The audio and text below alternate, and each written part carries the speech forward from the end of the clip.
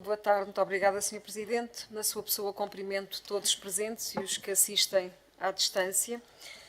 Permita-me fazer 2 ou 3 notas iniciais para responder às questões levantadas pelos Srs. Vereadores e começo pelo Sr. Vereador Francisco Queiroz, que aqui vem levantar a questão da passagem superior sobre o IC2 junto ao exploratório. Ora bem, gostaria de dizer que esse processo é longo, tem mais de 25 anos, portanto, diz respeito a um alvará de loteamento que foi aprovado em 99 e que finalmente teve resolução já connosco e com uma deliberação do dia 19 de 2 de 2024, que foi aqui aprovada, neste órgão, por unanimidade. Portanto, só para recordar, aqueles que votaram, se calhar sem terem consciência do que estavam a votar, o que é grave, ficou... Aliás, tem que começar pelo princípio. Portanto, era a Urbivásia, que é o promotor daquele loteamento, que, no que respeita à aprovação das obras de urbanização, previa a construção de uma passagem superior, que chegou a ser executada. Só que, e onde é que ela era? Não é junto ao exploratório, é já do lado de cima, do lado da Quinta da Várzea, chamemos-lhe assim, junto aos campos de pádel, era nessa zona. E depois, quando a IP decidiu alargar aquele troço do IC2, obviamente que foi preciso retirar a passagem superior, porque ela não tinha o vão necessário para se encaixar depois naquele alargamento. E, portanto, foi desmontada e ficou lá durante anos. Portanto, o promotor chegou a implementá-la, só que depois, com o alargamento, teve que a desmontar, que ficou até se deteriorar lá encostado ao canto. Portanto, já lá vão 25 anos. O promotor, com alguma razão, naturalmente, veio pedir a restituição da caução, e a Câmara recusou-se, porque, obviamente, em termos de fiscalização ao local das respectivas obras, havia não só este problema, havia outros também, e, portanto, recusou-se sempre a restituir a respectiva caução, nem a receber as obras, aliás, que acabou por receber parcialmente, não na sua globalidade.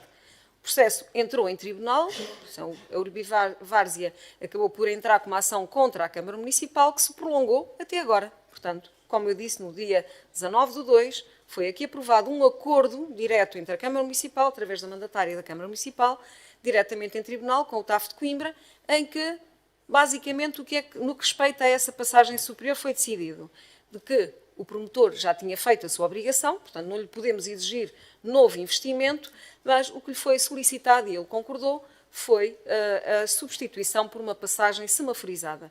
Não no local onde tínhamos a passagem superior, porque do ponto de vista de segurança não é passível de aplicação deste tipo de medidas e, portanto, foi-lhe exigida a semaforização de uma passagem do lado, sim, do exploratório. Isso está em cima da mesa, portanto, não vale a pena. Estamos à espera novamente da reposição da passagem superior, porque ela não irá ocorrer por esta razão que eu aqui estou a dizer. Portanto, mas já foi aprovada, repito, por unanimidade, por deliberação de Câmara, do dia 19 de 2. No que respeita ao Sr. Vereador José Dias, levantou aqui várias questões. As piscinas de celas ainda não há licenciamento, não por culpa da Câmara Municipal, mas porque continuamos a aguardar o parecer do Instituto de Desporto, que levantou uma série de problemas e continua a levantar uma série de problemas ao projeto e, portanto, são pareceres naturalmente vinculativos e aos quais a Câmara tem que se sujeitar. Portanto, continuamos a aguardar, não só das piscinas de celas, mas da mesma forma também no que respeita ao complexo desportivo, chamemos-lhe assim, da Arregaça. Estava a perguntar se temos uma programação das várias obras. Em primeiro lugar, temos a que estar felizes por haver obras. É bom sinal, é porque a cidade está a mexer, está-se a transformar, está-se a modernizar, está-se a inovar. Portanto, ainda bem que temos muitas obras. O sistema de metro Mondego, o loteamento da Virgílio Correia, o loteamento do Important Code, o Polo 3, a futura maternidade que só tarda, o erro é só por ser tardia, já devia era concluída. Ora bem, não compete, como deve imaginar, estamos a falar essencialmente de investimentos privados, não compete à Câmara Municipal estar a dizer podem avançar ou não podem avançar. Há um licenciamento, é uma questão de gestão financeira de cada uma das empresas ou de cada um dos promotores. O que nós temos obrigação, sim, é de gerir a via pública, nomeadamente condicionamentos ao trânsito. Mas para isso, não vamos priorizar, como eu estava a dizer, investimentos. Isso compete a cada um se gerir. Nós, aqui, o que temos é que garantir a salvaguarda do interesse público e, portanto, as condições de circulação que como sempre, e em todas as circunstâncias, quando há modernização e há investimento, tem que haver algumas penalizações, e acho que estamos todos preparados para sofrer essas penalizações, como também estamos a sofrer com base no sistema de metro, no sistema de mobilidade de Mondego. Obviamente são as tais dores do crescimento, como muitas vezes temos aqui já referido, mas repito, não compete à Câmara Municipal nem fazer esse tipo de programações e dizer estes podem avançar, aqueles ficam à espera de que aqueles acabem. Obviamente temos que ir gerindo em função daquilo que nos é apresentado em cada momento. Obviamente depois haverá alguma priorização com base nas datas de entrada, mas isso obviamente só poderemos falar com base em questões concretas, o que neste momento não está em cima da mesa. Fez uma questão sobre a Semana Europeia da Mobilidade, peço-lhe perdão, mas realmente não consegui atingir a pergunta. Se me puder repetir, eu agradeço. Qual era a questão? Porque não consegui perceber. A questão era simples, era em relação a este tipo de iniciativas de encerramento de ruas, por exemplo, para pedonalização, que sabemos que está a ser uma tendência a nível europeu, se eventualmente está a ser equacionado também isso para Coimbra nos próximos anos e se já existe, se for esse o caminho, se já há artérias identificadas para esse efeito. Obrigada e peço desculpa não ter percebido a pergunta da primeira vez. A Semana Europeia da Mobilidade é uma iniciativa para consciencializar as pessoas, para nos obrigar a refletir sobre os benefícios que advêm, eventualmente, do fecho e de outras medidas. Não tem que ser necessariamente o encerramento de ruas ao trânsito. Pode ser condicionamento, mas também pode ser o encerramento. Este ano optamos por encerrar, e já é, diria, mais ou menos habitual, a Rua da Sofia e a Avenida João das Regras. São dois locais em que eu claramente sempre defendi e continuarei a defender que o futuro passa, se não for por um encerramento total, claramente por um condicionamento ao trânsito, porque os benefícios são por demais evidentes. E quando encerramos e temos cheio de atividades de pessoas que vêm procurar a rua e vêm inclusive e conseguem apreciar o nosso grande património histórico e monumental e arquitetónico, muitas das vezes, vale a pena realmente ver essa reação por parte das pessoas. Agora, obviamente que a decisão é nossa e não só, ainda aqui não veio, portanto não temos nada neste momento a curto prazo. Mas no que respeita à Rua da Sofia, obviamente qualquer decisão sobre essa matéria pressupõe previamente a abertura da Avenida Central. Portanto, são duas vias que uma substitui a outra, ou pelo menos parcialmente. Portanto, só quando tivermos em pleno funcionamento a Avenida Central é que estamos em condições de propor aqui algum tipo de condicionamento, ou pelo menos em vias de algum tipo de condicionamento à Rua da Sofia. Mas claramente eu acho que toda a gente entende que um pouco à semelhança da Visconde da Luz e Ferreira Borges, há aqui um potencial de continuidade pedonal para promoção inclusiva não só da reflexão e do apreciar de todos os monumentos, colégios da universidade que ali temos, que já foram a universidade que ali temos e que muitas pessoas nem tão pouco conseguem, ainda sabem que existem e nunca os apreciaram, não é? Nem os conhecem. É uma oportunidade única e a prazo será o que vai acontecer. Um claro condicionamento ao trânsito. Mas a seu tempo trarei essa questão aqui para discutirmos. A Avenida João das Regras é uma situação completamente diferente, é uma via estruturante que responde a milhares de veículos todos os dias e cuja alternativa não existe. Portanto, a alternativa direta da Guarda Inglesa é naturalmente a Avenida Conímbriga, que se uma é preciosa para a circulação pedonal, a outra também o é. E, portanto, temos que fazer aqui opções. A única solução passa por criar alternativas. E as alternativas estão em cima da mesa, são conhecidas, já as apresentamos, inclusive já avançamos para a fase do projeto, mais de detalhe, sabemos que é possível, mas onde é absolutamente essencial, temos um acordo com a Universidade de Coimbra. Portanto, seria um desvio da Avenida João das Regras para a zona do estádio universitário. Não há milagres. Claro que o ideal era ser uma passagem inferior, portanto, enterrar a via rodoviária seria sempre o ideal, mas para além do custo que isso impõe, temos também problemas de inundações, porque é uma zona, obviamente, em que o nível freático está ali a esse nível. Portanto, não é impossível do ponto de vista da engenharia, mas obriga a investimentos claramente acrescidos. Há muita coisa em cima da mesa. Eu diria que não é uma solução a curto prazo, porque pressupõe sempre deslocalizar alguns dos próprios serviços que são oferecidos pela Universidade de Coimbra, Já tivemos algumas conversações, não nego, eu diria que há abertura por parte das duas entidades, Câmara Municipal e Universidade de Coimbra, mas não é uma solução a curto prazo. Estas duas parecem óbvias, como que trariam grandes benefícios para a cidade, e quem teve a oportunidade não só de vir à Rua da Sofia, mas também ainda ontem ao encerramento da Avenida João das Regras, percebe claramente que é um sítio que chama, não só para o alargamento das esplanadas, toda aquela frente comercial que podia se expandir por toda uma calçada, e quando se fez a beneficiação dos passeios da João das Regras, claramente tivemos aqui uma grande pressão para permitirmos o alargamento das esplanadas, que só traz vida, traz dinamismo àquele espaço, muito mais segurança, nomeadamente para quem anda a pé, mas também a ligação funcional diretamente ao Mosteiro de Santa Clara a Velha. Portanto, é absolutamente óbvio do que se ganhou quando todo aquele espaço foi requalificado no âmbito da polis, mas aquilo que seria possível fazer também se conseguíssemos dar mais este salto. Mas a Câmara não pode decidir sozinha quando, obviamente, precisamos de terrenos que pertencem a outras entidades e que estão ocupados e que têm funções, e portanto tudo isto tem que ter aqui sim, temos de ter uma programação muito bem faseada e muito bem, diria, programada, para que não haja, nomeadamente, cortes de serviços, que não pode acontecer também por parte da Universidade de Coimbra. Relativamente ao dormitório da CP, sim, confirmo, tivemos reunião com o Sr. Ministro, que de imediato concordou de que o dormitório não poderia ali pôr em causa o desenvolvimento do Plano Bosquet. Por outro lado, também a Sra. Secretária de Estado, com quem tivemos o prazer de reunir, teve exatamente a mesma atitude e abriu a porta para uma negociação a três, o que fizemos já. Portanto, uma reunião que decorreu aqui, nos espaços do Conselho, com a Câmara Municipal, comigo mesma, a coordenar essa mesma reunião, com a IP e com a CP.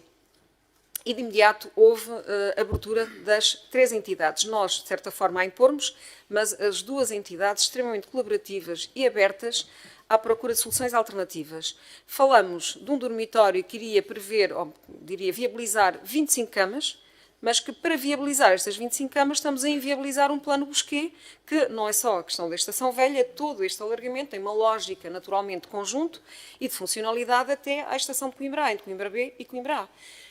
Ao mantermos este dormitório, não só estávamos a inviabilizar a expansão da rede rodoviária que ali está prevista, porque o dormitório cai exatamente em cima de uma via prevista neste plano, mas ao mesmo tempo estamos a inviabilizar a morfologia urbana com uma nova frente urbana, inovadora, voltada para o rio.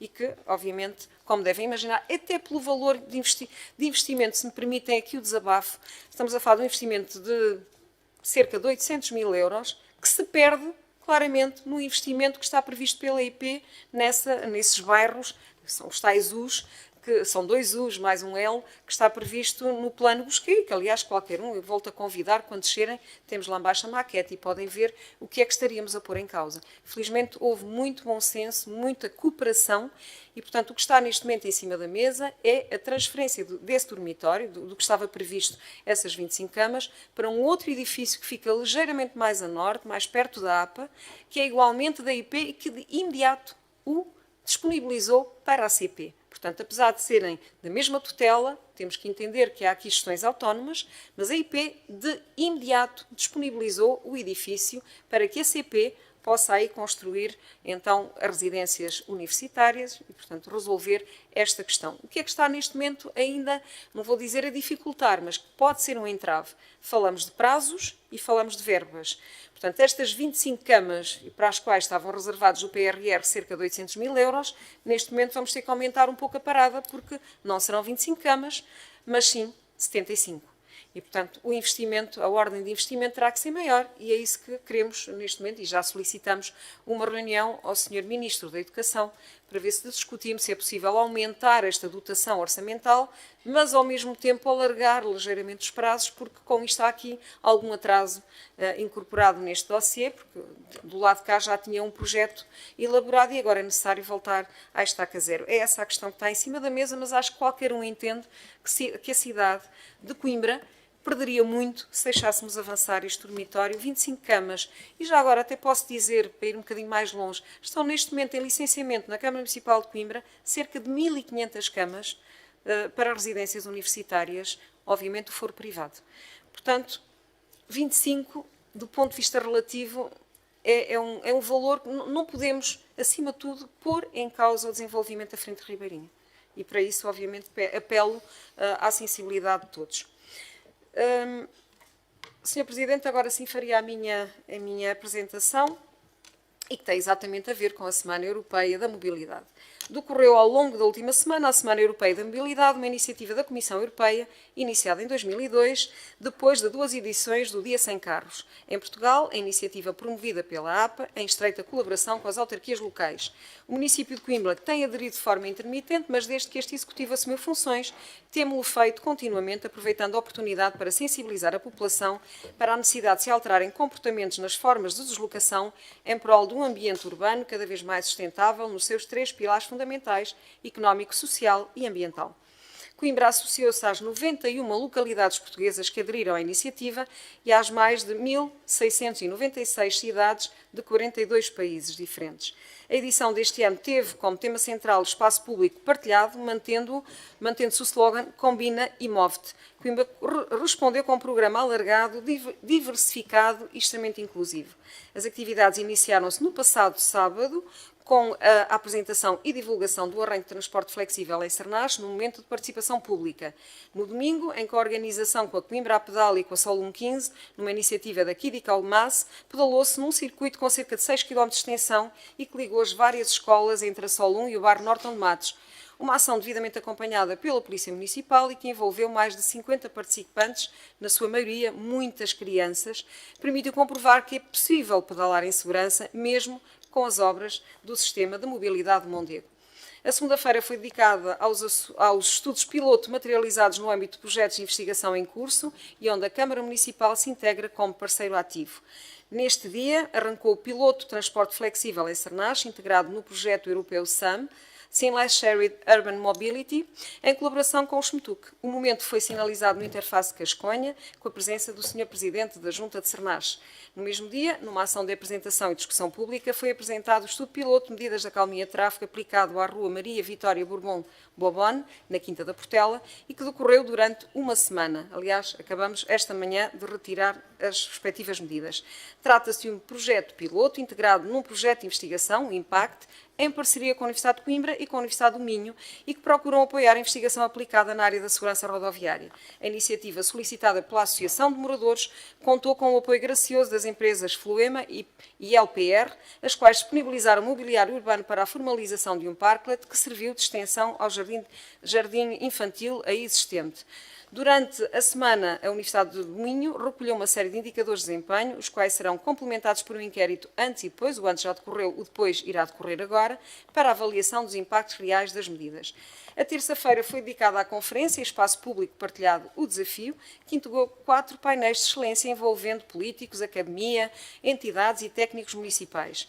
Foi uma oportunidade para apresentar e discutir o futuro sistema intermodal de transportes da região de Coimbra, numa ótica de complementaridade e intermodalidade. Foi apresentada a participação da Câmara Municipal em 3 projetos de investigação. Isto eu gosto aqui sempre de sublinhar. A Câmara Municipal apoia claramente a investigação aplicada. 3 projetos de investigação, eu acho que é inédito nesta casa, onde se potencia o desenvolvimento da investigação em estreito com laboratórios vivos, que é o espaço público, em estreita colaboração com a academia. No painel dedicado ao espaço público foi dada particular ênfase à transformação de estradas em ruas e à criação de zonas 30 e de zonas residenciais e de coexistência. Eu espero bem que Coimbra possa ser um modelo a ser seguido por outras cidades nestas matérias. O último painel foi dedicado à apresentação dos grandes planos e projetos em desenvolvimento na Câmara Municipal de Coimbra, alguns até já em execução.